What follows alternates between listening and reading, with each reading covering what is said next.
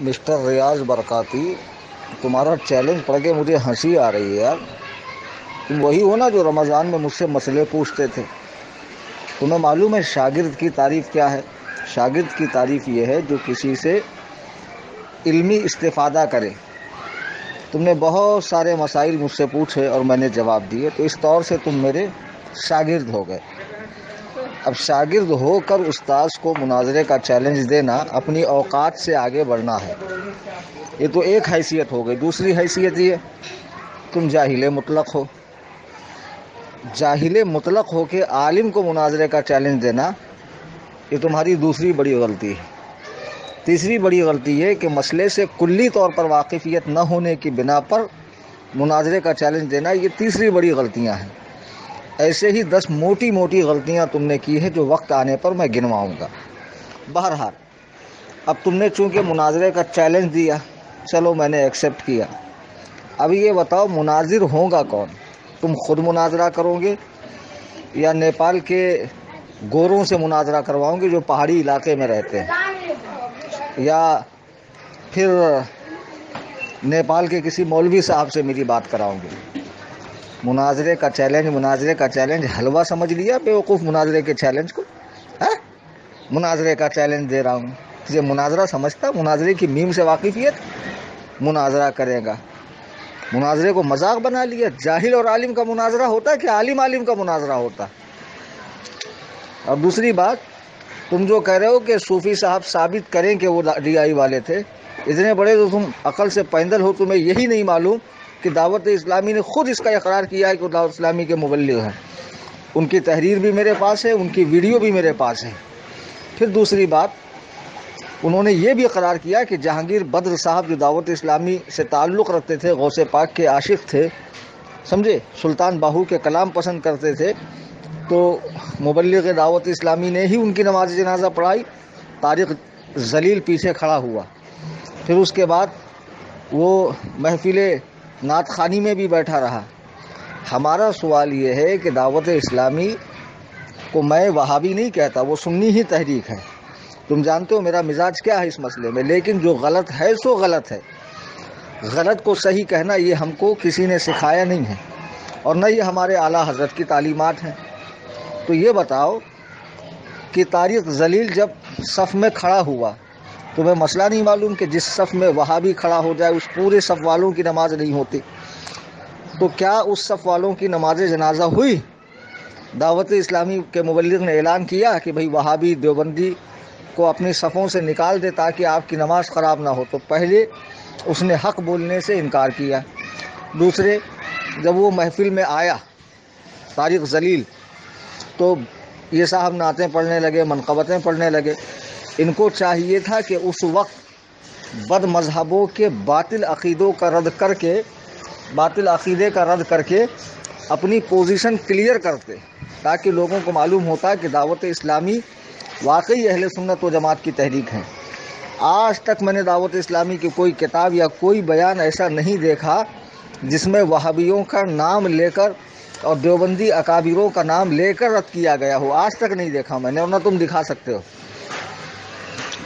ٹھیک ہے بھائی، تمہاری تنظیم اصلاح کا کام کرتی ہے، اور اصلاحی کاموں کے لیے بعض مصلحت کے طور پر کھل کر رد نہیں کیا جا سکتا، یہ میں بھی سمجھتا ہوں، بہت سارے علماء بھی نہیں کرتے ہیں، لیکن کیا کبھی نہ کیا جائے تو یہ کون سی سنیت ہے؟ اور کرنے کی جگہ بھی نہ کیا جائے، یہ کون سی سنیت ہے صاحب؟ ایسا موقع جب وہ خبیث وہاں موجود تھا، ویڈیو بن رہی تھی، تو آپ کو چاہیے تھا کہ آپ وہابیوں کے عقائد کھول کھول کر بیان کرتے، بھلے طارق ذلیل کا نام نہ لیتے، اس سے وہ رسوا بھی ہوتا، اور یہ بھی پتہ چلتا کہ دعوت اسلامی واقعی دین کا کام کر رہی ہے۔ اعمال کی جگہ اعمال کی نصیحت، عقائد کی جگہ عقائد کی نصیحت، امر بالمعروف و نہی عن المنکر، نیکی کی دعوت دینا اور برائی سے منع کرنے کے معاملے میں دعوت اسلامی واقعی ایکٹیو ہے، لیکن وہ وہاں خاموش رہے۔ حدیث پاک میں ہے، اللہ کے رسول علیہ السلام ارشاد فرماتے ہیں، جو حق بولنے کی جگہ حق نہ بولے وہ گونگا شیطان ہے۔ تو بتاؤ، جب ایک فاسق، فاجر، کافر، مرتد، بے دین بیٹھا ہوا ہے اور دینی رہنما کی حیثیت سے آیا ہوا ہے، تو اس وقت دعوت اسلامی کا رد کرنا فرض تھا یا نہیں تھا؟ اعلیٰ حضرت نے تو اپنی زندگی کا لمحہ لمحہ रद्द बदमजहबियत में गुजारा, उनके अकायद को खोल खोल कर बयान फरमाया ताकि लोग उनसे बचें। तो तुम्हारा ये कहना कि वो दावत इस्लामी वाला नहीं था, ये तुम्हारी बेवकूफ़ी है, इसलिए कि दावत इस्लामी की जानिब से ख़ुद इसका ऐलान हो चुका है कि वो दावत इस्लामी का मुबल्लिग ही था और तारिक जलील उसमें आया हुआ था। इसकी तो तुमने वीडियो भी देखी, तस्वीरें भी देखी। चलो ये सारी बातें अपनी जगह। अब तुमने चूँकि मुनाजरे का चैलेंज दिया, अब ये तो ऐसा ही हुआ कि कुएं के मेंढक को समंदर देखने की ख्वाहिश हो गई। हाँ, उसको कुआं जो है कम मालूम पड़ रहा है, तो वो चाह रहा है कि मैं समंदर की सैर करूँ। उसे ये नहीं मालूम कि समंदर में जाने के बाद वो किसी बड़ी मछली का या मगरमच्छ का लुक़मा बन जाएगा। बहरहाल तुम मुझसे मुनाजरा करना चाहते हो, ज़रा यूट्यूब पर जाओ, मेरे मुनाजरे सुनो और देखना कि मैं कुरान और अहादीस के दलाइल से और मंतिकी अंदाज से किस तरह फ़रीक़े मुखालिफ को ज़लील ख़ार करता हूँ, किस तरह उन्हें शिकस्त देता हूँ। उसके बाद मुनाजरे का सोचना बेटा, अभी तुम इस लायक नहीं हुए हो कि मुझसे मुनाजरा करो। और सबसे अहम बात, सवाल करने वाले के सवाल पर मुफ्ती का जवाब डिपेंड होता है। दुनिया में अरब से अजम तक, मशरिक़ से मगरिब तक, शुमाल से जुनूब तक कोई माई का लाल ऐसा नहीं पैदा हुआ जो कलीम हनफी के जवाब में शरई खामी निकाल सके। साइल ने जैसा सवाल किया, मुफ्ती ने वैसा जवाब दिया। साइल ने सवाल किया कि भाई बदमज़हब शरीक हूँ, ऐसी मजलिस में शिरकत क्या है? तो फतावा रज़विया की रोशनी में, तालीमात आला हज़रत की रोशनी में ऐसी मजलिस में शिरकत नाजायज़ व हराम है, और शिरकत कर भी ली तो अपने मजहब हक़ को वाज़ेह करे और बातिल का बुतलान बताए, और ऐसा न करने वाला गुनहगार है, खाती है। इस पर अहादीस पाक भी है, कुरान करीम की आयत भी है, अइम्मा व फ़ुक़हा की तसरीहात भी है। बहरहाल मैंने जो जवाब दिया वो यही है कि तारिक जलील एक गुमराह बेदीन शख्स है और उसकी गुमराही वाज़ेह है। दावत इस्लामी वालों ने उसका रद्द न करके अच्छा नहीं किया, उनको चाहिए था वो उसका रद्द करते। अब उन्होंने रद्द नहीं किया तो जाहिर सी बात है इनकी पोजीशन भी क्लियर नहीं हो रही है, तो ऐसी तंजीम से बचना चाहिए। और ये जो बचने का हुक्म है ना बेटा, ये आज का नहीं है, ये हुजूर ताजुल शरिया 10 साल से दावत इस्लामी से बचने का हुक्म दे रहे हैं। तो हुजूर ताजुल शरिया की निगाह विलायत ने पहले ही भाप लिया था कि मामला कुछ गड़बड़ है, ठीक है।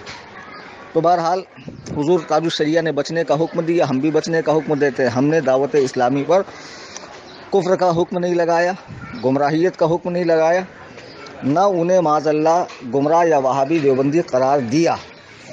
अब जो बात मैंने कही, बेहतर होता कि मेरी बात का रद्द कोई आलिम दीन करता, कोई उनका ज़िम्मेदार मुफ्ती करता, बजाय उनके नेपाल की सरजमीन से आप उठे और आपने मुनाजरे का चैलेंज मार दिया। आपको पहले अपनी हैसियत भी तो देख लेना चाहिए कि मैं किस हैसियत का आदमी हूँ।